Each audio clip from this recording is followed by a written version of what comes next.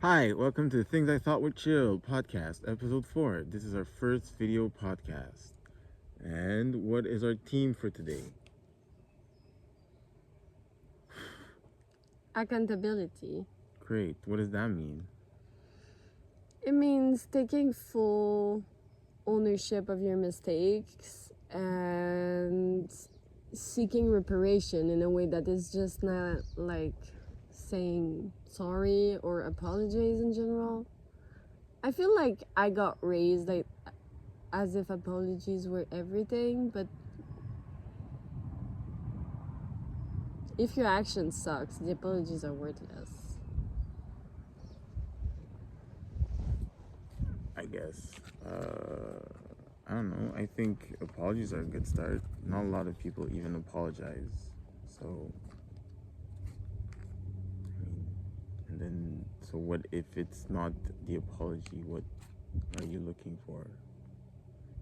The action. The thing is, a lot of people, I feel like teenage relationship really talk about this, but like when you're with a guy that sucks, he's gonna apologize a lot, like when you're young, and then they show with their action that they are being even worse. So at the end of the day, I think that apologies is a little bit something that people use to not take real accountability or ownership over their actions.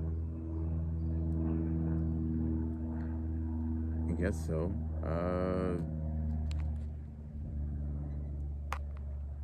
I don't know. I don't really have. I try to take accountability for the things I do. Try to make amends.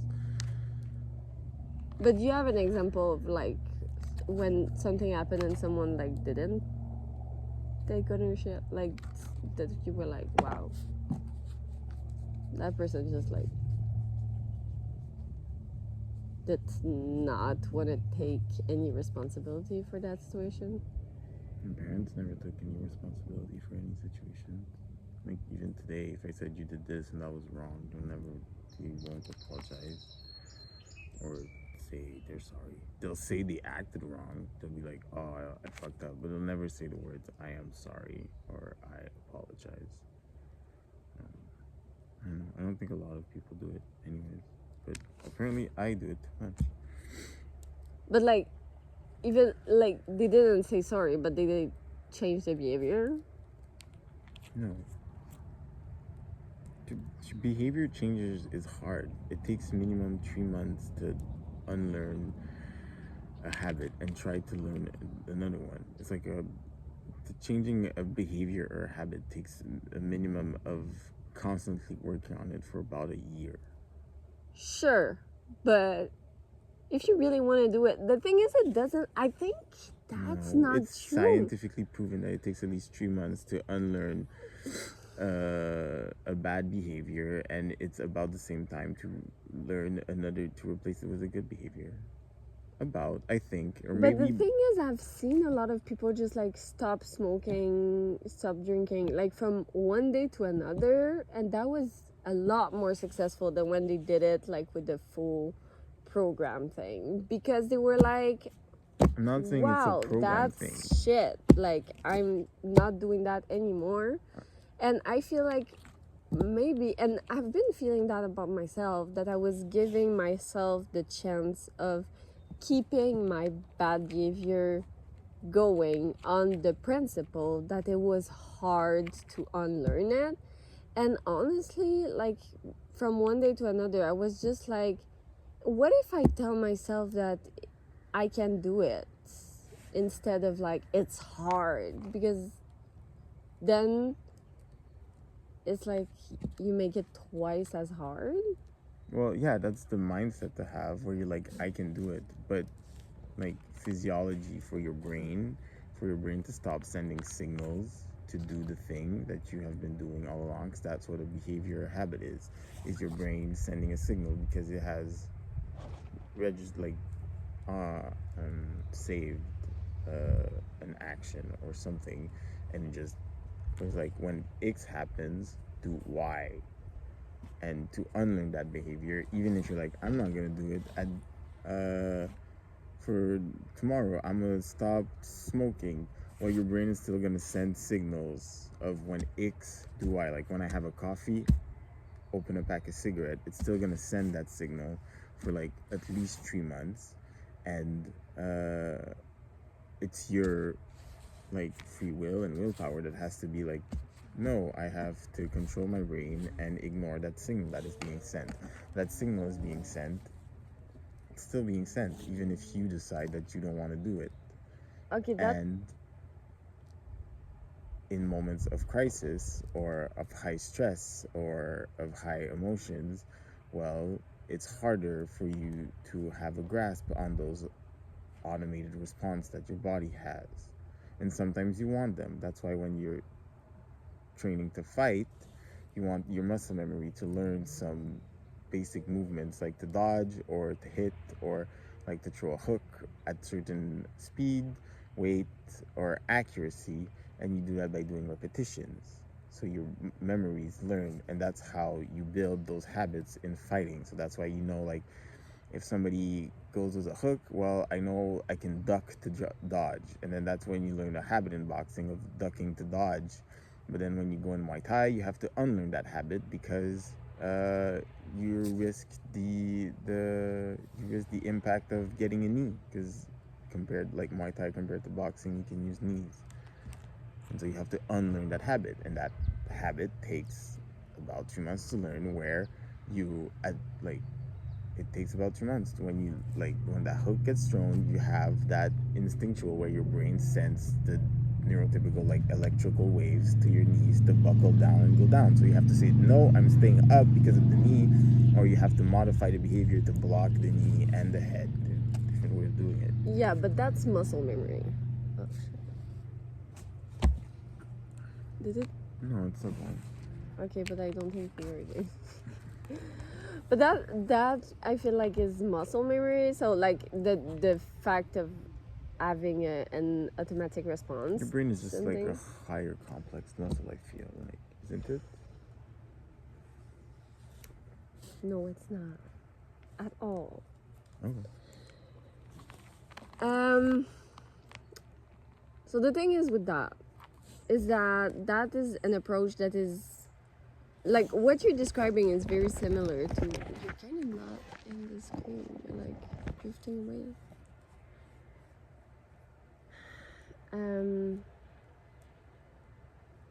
Yeah, when you go to the doctor and like we say that our doctor are like, that's less and less true because a lot of doctors actually became mindful of this. But when we say they treat the symptoms and not the source, that is why having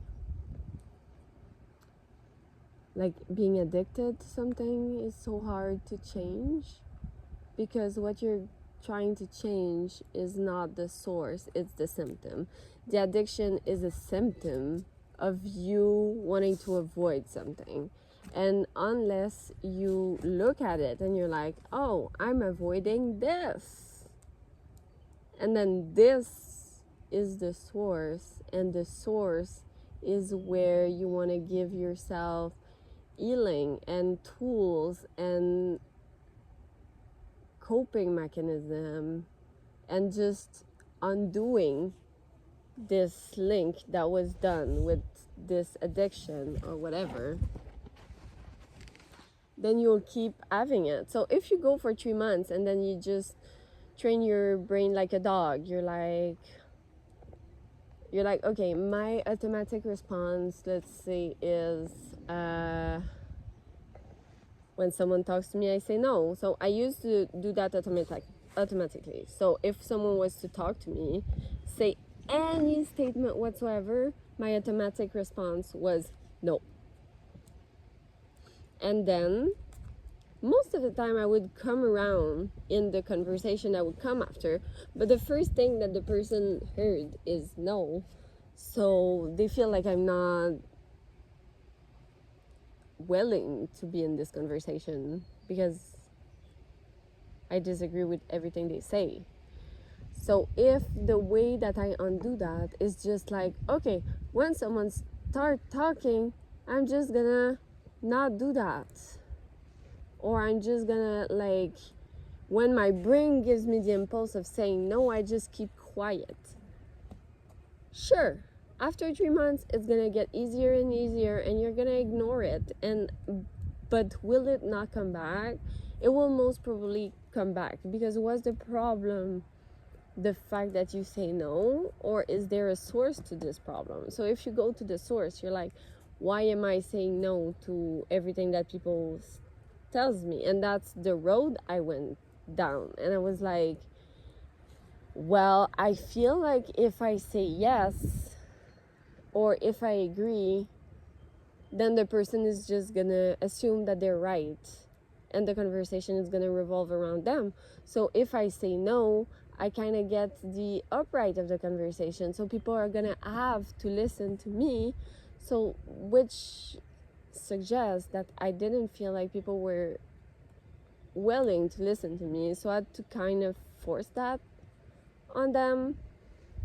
And this is the part I was like, okay, if you're talking with a person that you feel doesn't want to talk to you, maybe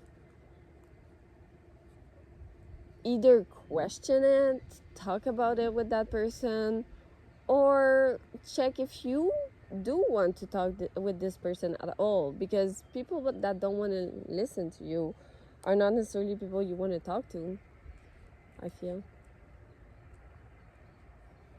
So the 3 months thing was an impulse thing, but that's like the same comportment as a dog. That is like conditioning yourself. I don't know. For having raised a child, we're not different. We're not different. Like, little small humans are not different than dogs. We have the same behavior. That's not totally true, because we have a lot of more parts in our brain that dogs do. Sure. And we use them very differently. Sure, the CPU is higher. And the development's different. I mean, if you hit someone every time they do something, they'll stop doing it because they're going to be scared of being hit. Yeah. Yeah, that's the same temperament as a dog. Does that mean that it's understanding? You don't have to hit your dog. People raise their dog by giving him treats every time you do something good. If you give a treat to a human every time he does something good, he'll just keep doing the good thing. But when you don't have treats? That's the problem. We don't give treats to humans. We give treats to dogs. Okay, and when you don't have treats?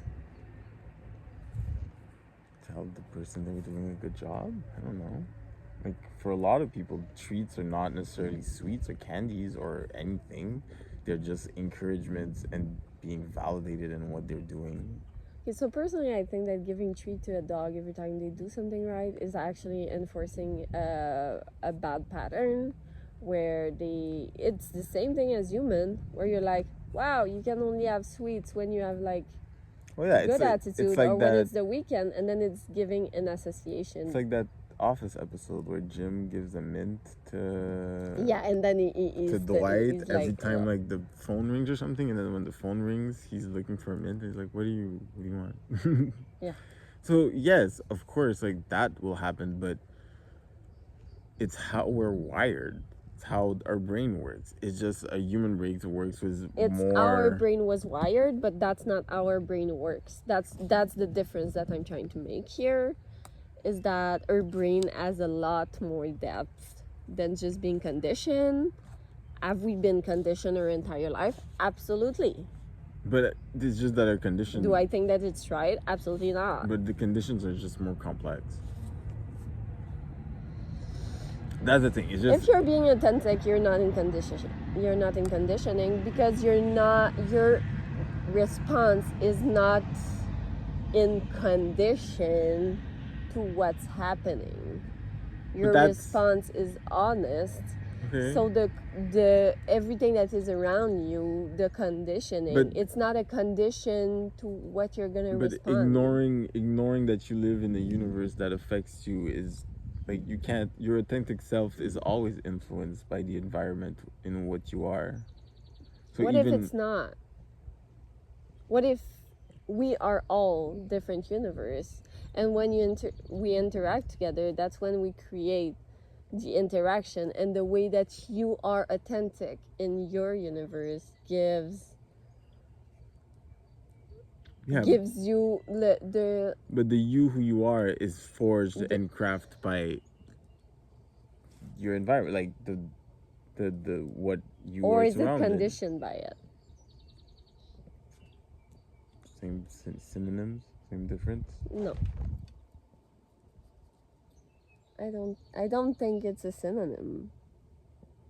To be forged and crafted or conditioned, yeah, it's just you are conditioned to live a certain way by how you were raised. But you don't necessarily look Yes, or I don't know. I feel like act. this is getting vocabulary really complex, but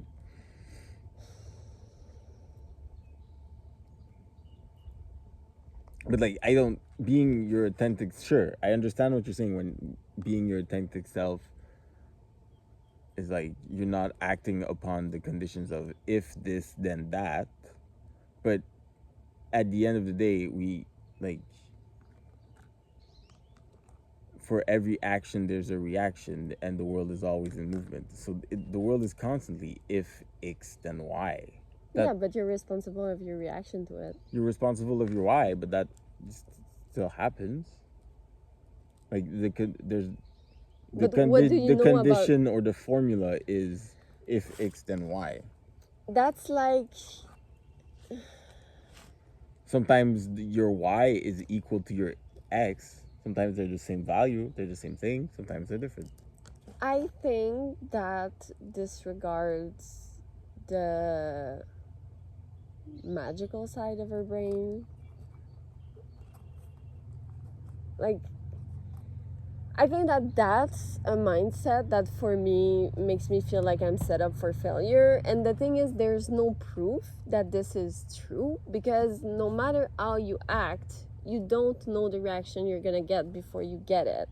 So you can only be responsible of the way you react. Yes, if the universe pushes in a certain way, your reaction can either be honest and just be a reaction, and then the situation just happens the way it's happening, or you try to figure out, okay, so how should I react so it has a good income. Now you're not being natural or yourself, you're controlling the outcome, you're resisting, and your resistance is probably giving a different outcome than the one that was in the first scenario, where it was just like, I'm just gonna express and accept.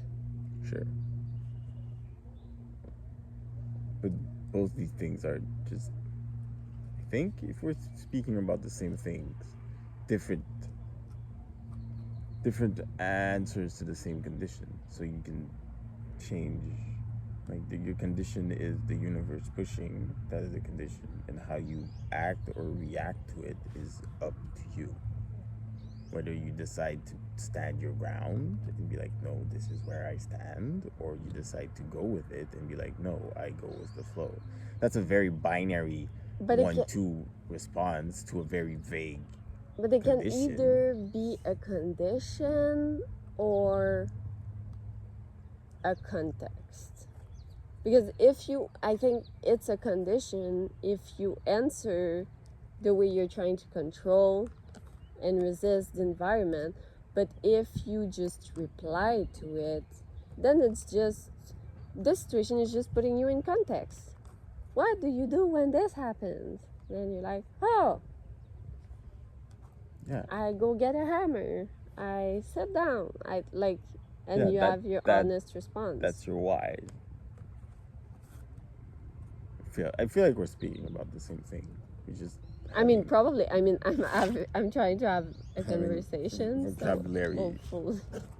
Well, yeah. What I'm saying is we're just coming to the same conclusion, but with different words. I guess I don't know. I'm a bit confused, but yeah. So. But the thing is, let's say you're in that situation and the conditioning, it's you, and you just respond the way that you're conditioned to respond. So you don't respond with your authentic self, and you respond with either like defense or like survival, or you run or whatever, Okay, but why aren't any of those your authentic self? because they're conditioning.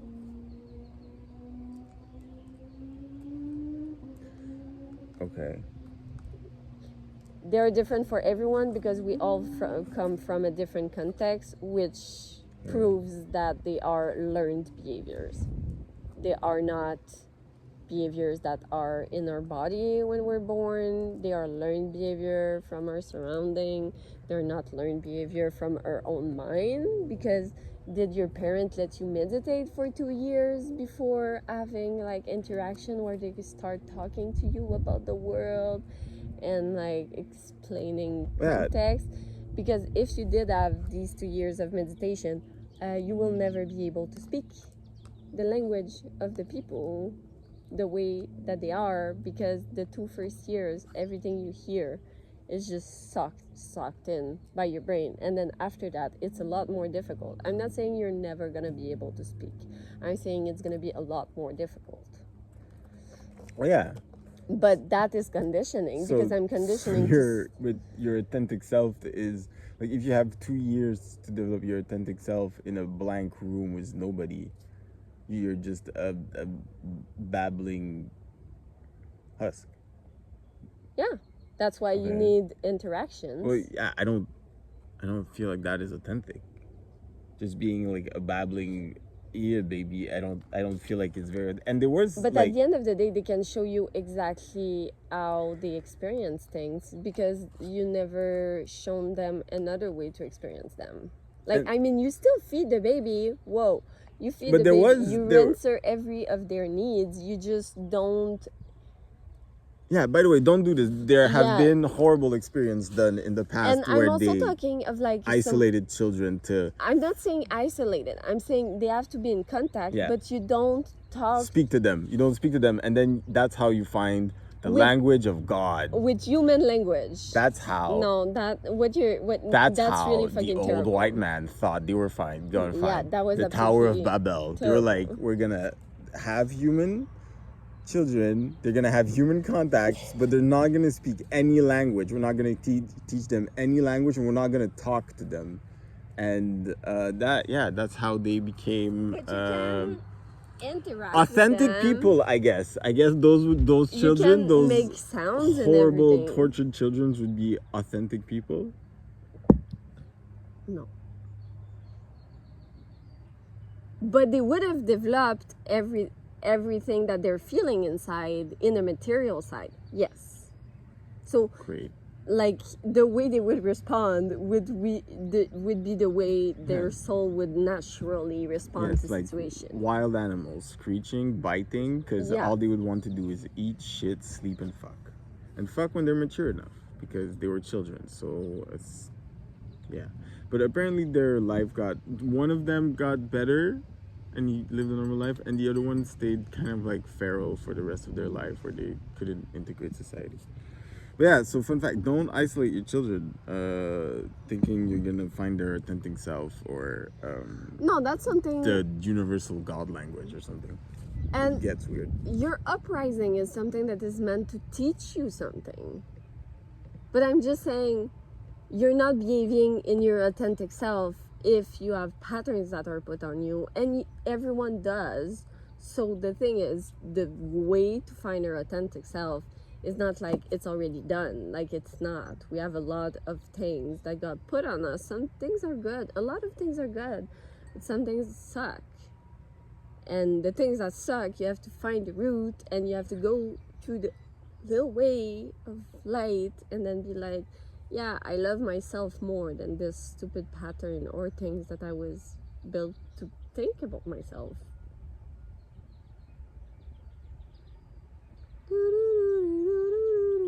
Yeah, sure.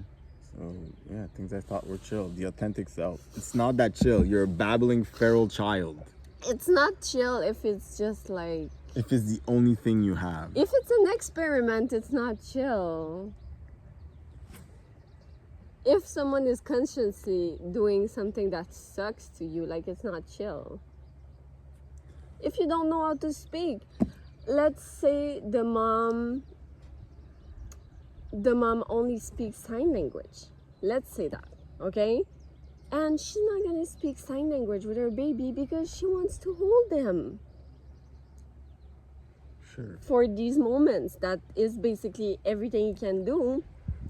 So she can't talk to him. Maybe she ums. She looks at him. She makes contact. But yeah. But she doesn't speak any language because she doesn't have the ability to do so. So she's not. But just being loving and present, and then she listens a lot to everything he's saying because she's not busy being the one talking to him. And then she understands everything about her baby, and she just starts living by the reactions. And then when he grows older and then he starts learning languages or whatever, and his surroundings start teaching him things, he doesn't take them as the first most important thing to know to interact, because that was not how he was raised. So I would say that this baby is like the purest version of his authentic self, because the surrounding didn't get to him before he got to himself. I guess. I guess. I hope that baby is alive and well and is thriving. Yeah, I really Also, do, because that's that would disprove absolutely everything. I've never met this baby. I don't think. That's a good plot for a M. Night Shyamalan movie. The boy was the how do you say muet in English? The muette mother, the mute. There, that's how you say. You just the mute mother. I don't know if there's boy a was a mute more mother. adapted term. No, mute is fine. Are you sure? Did you ask someone that actually... That is mute? No, it's probably, what is it? Vocally impaired, dictionally impaired, something like that. That would be like the term for accessibility measures. Or maybe it's like not speaking stupid shit that were invented by white people. Wow, that was very precise. Who knows? If someone has a term that is appropriate and actually liked by this community, I would love people? Yeah, to hear it. Please, community of mute people that can't speak. Okay, Write that in the doesn't mean they comments. can't write or hear. That's what I said, right in the comment. Okay, Community of yeah. mute people who can't speak, right in the comment. Okay, I got snappy. I was like, I got like protective. Of the mute people? They're like, hey, don't talk shit about the mutes. They can't defend themselves verbally. No, I just But they can I do just it. don't They know can do if it while typing. They I can just type don't know if it's in sign language. They offensive. can show gang signs real hard. It's like when my mom called you a mule and you were like, wow, that's offensive, and we were all like, wow, that's offensive, but she would have never understood why. Yeah, don't call your mixed friends mulattoes or mulat because it comes from mule. Fun fact, it comes from the word mule. But the thing is, she didn't call you mulattoes or anything. She Oh no, her mom straight up called me a mule. She was like, "Oh, you're carrying a lot of stuff. You're like a mule." And I was like, "As a mixed and person." she did not mean it to be offensive. She did not mean. It was just a lack of she's a knowledge. lovely woman. It was just like a lot of people don't know it. I wasn't angry. I was just like, "That's offensive." I'm a bit offended. We all didn't know how to react. But it's fine. Like you don't call people mules. First of all, it's not good. But especially if they're mixed, even if they're strong, there's a history behind there. Don't call people mules. It's bad. There was also a whipping reference, but a whipping reference. You don't remember? No, I don't. Your mom made a whipping reference. Yeah, to me? that's why we were like, oh. Why? I also don't make whipping reference, except if it's consensual whipping. The only acceptable whipping in today's economy. In today's economy? In this economy, we can only accept consensual whipping. Yeah. Non-consent whipping is not allowed. Yeah. Like, was it consensual in this Cleopatra movie. Like, was it consensual until it was not? Because they did that thing where they swept Lisa. They swapped. Yeah, don't you remember? What do you? Oh, in Asterix Obelix. Yeah. Yeah, well, they say that it is in the movie. They say that it is consensual. That they Until don't. it's not, because they say that it gives them a headache. Yeah, it gives them a headache. So then they stop. So then well, they didn't stop. Yes, they stopped. They asked for It a was reduction of 10%. Oh, yeah. So they didn't stop. They asked for like a reduction of Damn. 10%. I didn't remember that. Yeah, so it didn't fully stop because it helps. It makes them feel productive. You know, they're like the cracking of the whips. Remember them to be productive. You know. Yes, ask for a reduction of 10%. Yeah. That movie is great. It's the French cinematography masterpiece, Asterix Obelix, Mission Cléopâtre. It's a work of art. French people ate it. Which is very surprising because it's like they made like 3 good movies, which are and like they hate them all. They hate them all. French people hate their own wonderful movie. They're all funny movies. The good ones, they the three good them. the 3 good The bad movies ones? that you must watch that are French are Astérix Obélix Mission Cléopâtre. Second movie is Dîner de Con. Third movie is these are like the top 3 movies. Honorable mentions, Les Intouchables. That's it. Yeah. Those are like the 4 French's movie you should watch. And second honorable mention, I think it's called L'Invasion des Barbares or something. It's old. I love these are LOL, which is like a teenager, like What? based on a book. French? From France? Yeah, from France. Apparently the French people made a movie called LOL. Yeah, but it's because her name is Lola. The more you And speak they- about they it, call her- the less I want to watch it. You saw it, Wow. This is how much that movie hit me, marked me. but it's a teen movie. Great. It's like not for everybody, but it's a really good movie, and it's based on a novel, and it's about a relationship between a mom and her daughter, and it's actually like really honest, and they have the thing is they don't necessarily have LT reactions, but they do question it and put limits and explain why. And do they go over their conditions and then take accountability? How do they? Yes, they do. How do they take accountability in that movie? Do they just say they're sorry? Are they like, I apologize, I won't do it again? Or is it deeper than that? I mean, once like the mom slaps her in the face, and then That's she's rough. like, that's not gonna be it at all, and she leaves the car and put up her boundaries, and she goes to her dad's for a little while, and then Wow. they have to have reparation and everything. And Yeah, I mean, what's the reparation for being slapped in the face? Is it an iPod? no, apparently it was like, oh wow, Is it an iPod? I think you missed all of that. That No, was no, we're good. I think it still plays. We're good. Okay, know. for context, our recording device, which is definitely not our phone, is telling us we're on low battery. Just FYI. It keeps happening. So if it cuts for no reason, that's why. And the reparation for the slap in the face, I would say, is like she just decided to invite all of her friends over, and they just take time apart to reflect, I guess, on the fact that she's growing and that she's gonna have sex at some point and all of this stuff. Ew. Just gross. Just give me an iPod. I didn't ask for it. If I get slapped in the face, I just want an iPod. That's all I want. No, As a child. As a child. wow. Yeah. What do you mean? I would have fully moved out. I would have jumped in the car, drove the car that I can't That's drive. why you're white. Because in I a would black have family, left. you just get hit across the head. You're like, you've been what? But that's a little bit what the movie is like talking Smack. about, is that the limit is applied because the kid is actually able Good to for him. apply His her boundary. boundaries. Yeah, good for him. And there's a boy in that has an harder time because his dad is a fucking dick.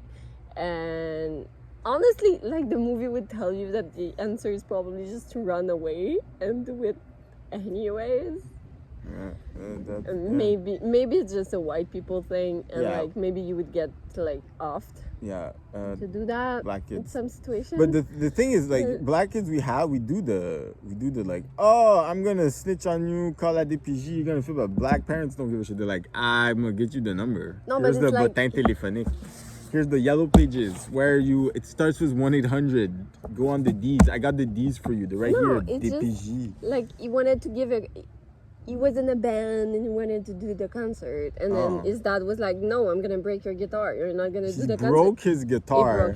That was the line. That was the line. Oh, damn, that's rough.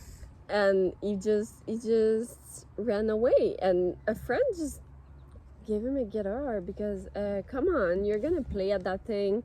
And ended up that his dad noticed, and he went to the thing and he saw him play, and it was really great. And like the band I is wonder, amazing. did his dad buy him a new guitar? Was that because that would have been the No, because now he has a guitar because he bought it when he was in England in a trip, and then he gave it someone. He knew, like, he was like, what? My dad is on Hinge, I need a guitar. Well, you see, there we have example of behavior what my parents would do. They would break I never had a guitar, but they would break my quote unquote guitar and then not replace it, and then be like, you shouldn't. But you say it's not yours. You shouldn't have done that. And I'm like, okay, cool. Can I have my whatever it is back? And like, no, it was expensive. We're not buying that again. That was. And then that's when they flip the. You should watch your behavior, and this is it's your fault that it's broken. See, that's how you really do it. When you don't want to take accountability and you don't want to apologize, you just go, it's your fault that it's broken anyways. That's what the dad should have done. It's your fault for making me break your guitar. But he wasn't the assistant. He could have never gotten on stage. It was like super calm, because then the kid just, like, he ran again. He didn't really know his dad was watching him. It was like a moment of reflection for the dad, like, your son is really talented, and I really hope that moment of reflection made that the dad, for reparations, other than saying sorry I broke your guitar, is buying a new guitar. That's what I would be looking for if somebody broke my guitar. Well, we'll never know, because that's kind of where the movie ends. So I hope that kid got his guitar. Wherever you are, kid from LOL, film français, French movie. I hope you got your guitar back. And he bought one in England, but you can have two guitars. Yes, you can have two guitars. Like, you broke my guitar, buy me a new one. I don't care if Jesus gave me one while I was in Nazareth. I don't care. That's my Jesus guitar. I want my dad guitar also. Like, sure, that makes sense. Is the guy that gave me the guitar the one that broke it? No. So just letting you have your new guitar is not accountability. There you go. That's my point. Yeah, absolutely. It's like, good for you. You found a guitar. I wouldn't add to if you didn't break. I had a great guitar before you smashed it like fucking Jimi Hendrix on the front porch. Because you didn't Before even knowing if I was talented. Because you were like, no, there will be no music in this family. I guess this is where Coco got their stitch from. Them and the old lady from Coco were writing pen pals. They're like, don't make your son write music. It's not good. Make him do shoes instead. That's what the guy from LOL and the dude from Coco have in common. They fought their parents to play guitar. Remember, kids, fight your parents to play guitar. Otherwise, they'll make you clean shoes. And we abolished slavery to never do that again. Just remember, slavery was abolished so white people could clean their own goddamn shoes. Then it was kids in the street, though. When slavery stopped doing it, it was kids, it was orphans in the street that would clean other people's shoes. I just want to give, like, the fact that when slavery was abolished, bad behavior did not stop. They just transferred. Yeah. And the thing is the whole, like, cleaning, there's a there's clearly a degradation and domination aspect behind cleaning your shoes. Yes. I should know. I practice BDSM. They were putting the chair were So high. higher, Yeah. and then there was a thing to put your foot on it, and it was like it was only for men. It was very degrading, especially if it's made by a child. Of course, but the child was short, so like they were at the perfect height. The grown up would get a back injury, so they would wash less shoes during the day, so they would make less quarters. So wash capitalism started young. We're saying that this is wrong. We're saying that capitalism is wrong because they create also all kind of slavery. social dominance showed by washing shoes. I mean, if it's your like if you love washing shoes and it is your thing, there are some people that actually want to do this. Yo, sure. That if you're like but like, yeah. If you're like I want people to have like I feel Clean like shoes. clean shoes. I feel like Chris Pratt in Parks and Rec clean shoes at the start of the show.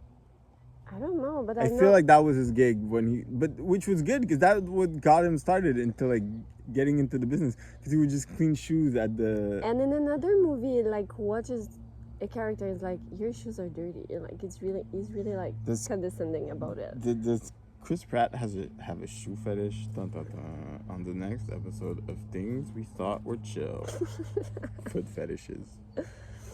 Because shoes and feet, that's where. Anyways. But maybe they only clean like new shoes. They only because clean they new don't shoes? want like if they What's the point of cleaning new shoes? They're already clean. Like I'm gonna clean my new sneaks. They take it out of the box. Like, bruh, they're already clean. We don't need to clean or this. they keep them in the box and they send them to be clean. Like I feel like dusted or whatever. Yeah, shoe heads will do that. They'll be like, I need to dust my 1987 Jordan Air Max 2s worth $2 billion. There's only 50 pairs in the world, and and then they put their shoes under sous vide. I'm sure people put their shoes under sous vide and then they put it in the box. So I'm pretty sure definitely not a phone device will eventually die on us. So I just want to make sure that I put in that this is the first filmed version of Things I Thought Were Chill. There's 3 other episodes. They are on our SoundCloud, which you can probably find. The link will somewhere. probably be in the description. Probably. Probably. I should remember to do a description when I upload this. But yeah, it's on Things I Thought Were Chill, the SoundCloud. And I think we're gonna keep with the filming. Maybe. I don't know. We'll see. We're at episode 4, so apparently if we get to 5, it's good. And if we get to 10, it's And we get to 10, perfect. we're real podcasters. Episode 10 is when you become a real podcaster. Joe Rogan comes in a helicopter. He descends. He gives you your podcaster diploma of 10 episodes. And, you're invited to, like, do some white dude bro stuff on your podcast. Wow. Does it have to be bro stuff? Yes, podcasting is a bro activity. It has been hijacked by the bros. It is a bro activity. I feel like it's been hijacked by the girlies, and Has it been hijacked by the girlies I back feel like again? they have more The success. girlies did to the podcast what they did to Brooklyn. I hope so, because I think everyone's better for it. A lot of people that lost their houses in Brooklyn would not say that. Are you really gonna put that on the girlies? Like it's not a white man that bought all of the poor people houses? Seriously? It's the fault of the girlies that made the streets safe and people stopped shooting? Because they weren't scared. And they would just come after their opponent like crazy people and put bricks in their bags. And I don't know. I haven't lived in Brooklyn, but I'm gonna put it. No, I'm gonna put it on the. I'm gonna put it on the white women of America, the same people that voted for the same. I don't know who you voted for. Actually, I'm gonna make assumptions, but I'm putting on you because that's what everybody else is putting it on, and I don't live in Brooklyn. I'm just gonna go off my assumptions, and I'm gonna be honest about going off my assumptions. But gentrification happened in Brooklyn, and now a lot of white women are living there, and a lot of black people have lost their homes. All right, and yeah, that's it. We just need to be aware of it. It's not necessarily bad. Well, it kind of is, but it's not like. I feel like it's completely unfair what you're saying and uninformed. Is it? Yes. Well, it is a bit uninformed, but is it completely unfair? Yes, because when you started with this is not the first time we have this conversation, obviously. When you started with this, I actually watched a lot of stuff about how this gentrification happened in Brooklyn. For real? Yes, because women were poor, so they were moving to Brooklyn. Yeah. And you know what? They were scaring the fuck out of these people that were very violent in the streets, because they started putting bricks in their bags and they started coming against opponents and buying guns and scaring them off. Wow. And this is how the streets became safer. Then white men that were rich started buying buildings, and this is when people lost their home, because they were buying buildings in bulk to sell them to who? To white women. They were not selling it to them, they were renting to them, okay? And they were going there because they had no other place to go, because women don't have that much right. Well, shout out for white women for putting bricks in their purse and running up against gangsters and crack dealers. Shout out, because I went to Brooklyn when it was ghetto as fuck, and it was hard. Like, my aunt lived there, and it was like, that's why I'm very surprised when I hear like these stories about these white women just running Brooklyn now. I'm like, wow, they went to war against the gangsters, and apparently they won, because it just moved. If there's one force you can't beat in America, it's white entitled woman. White entitled woman that listen to Taylor Swift. Like, it saved their life. Anyways, this was Things I Thought Were Chill podcast, signing off.